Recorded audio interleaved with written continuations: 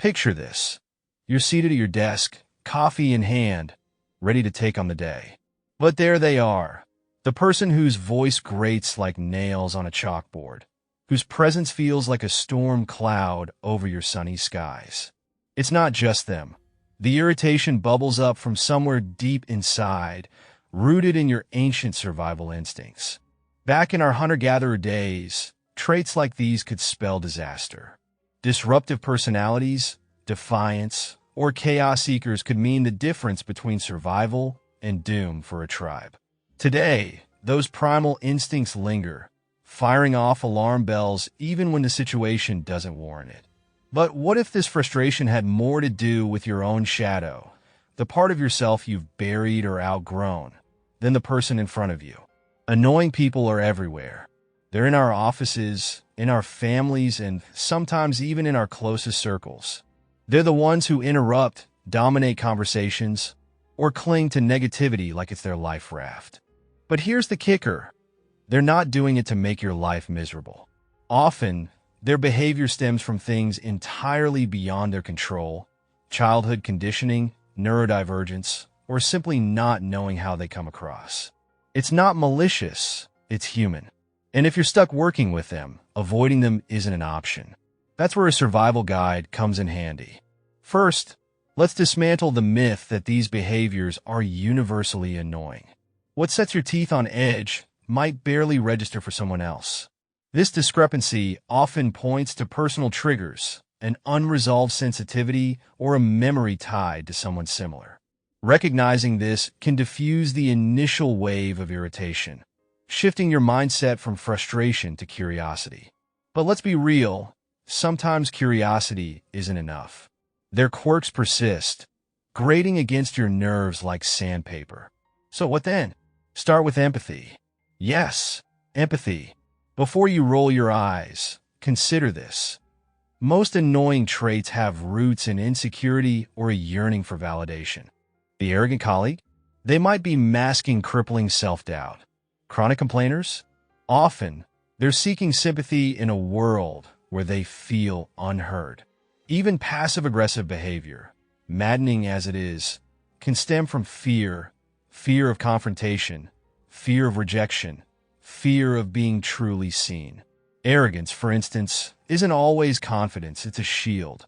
If someone dominates conversations with over-the-top opinions or dismissive remarks, it's often because they're trying to feel significant in a room where they perceive others as smarter, better, or more accomplished. Complaining, too, becomes a kind of lifeline. It's not just venting, it's a cry for acknowledgement.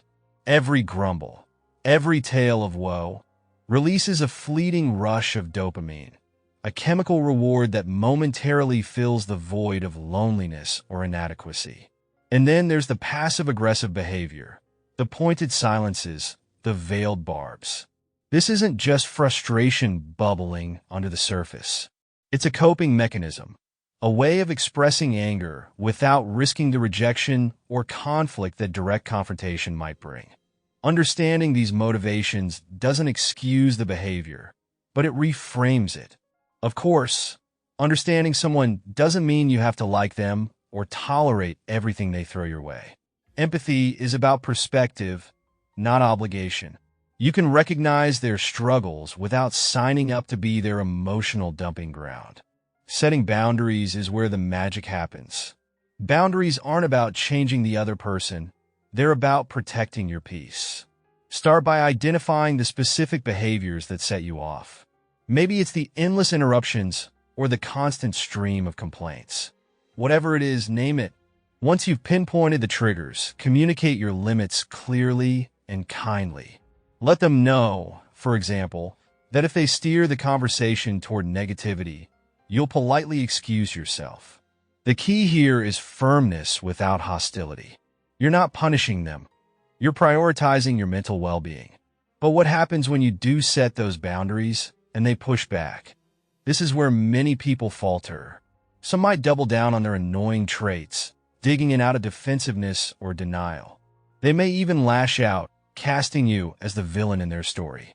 That's their prerogative, and you don't have to fix it. Here's the hard truth. You can't change people. You can guide, you can set examples, but at the end of the day, they are who they are. Some will go through life blissfully unaware of how they alienate others, while others may carry a quiet sadness, yearning for connection, but unsure how to achieve it. It's not your job to fix them. All you can do is choose how you respond. So, let it go. Release the grip that their behavior has on your emotions. This doesn't mean ignoring your feelings or pretending everything's fine when it's not. It means accepting that some people will always clash with your energy, and that's okay. The world is a mosaic of personalities, each with its jagged edges and rough patches. If you can extend kindness to those who annoy you, that's a gift. But if not, walk away with grace, knowing that your peace isn't worth sacrificing for someone else's unresolved issues. And remember, your time and energy are finite. Spend them on what nourishes you, not what drains you. Whether you choose to engage with empathy, set firm boundaries, or simply step away, you have the power to navigate these interactions with strength and dignity. So, here's to embracing life's chaos without letting it pull you under.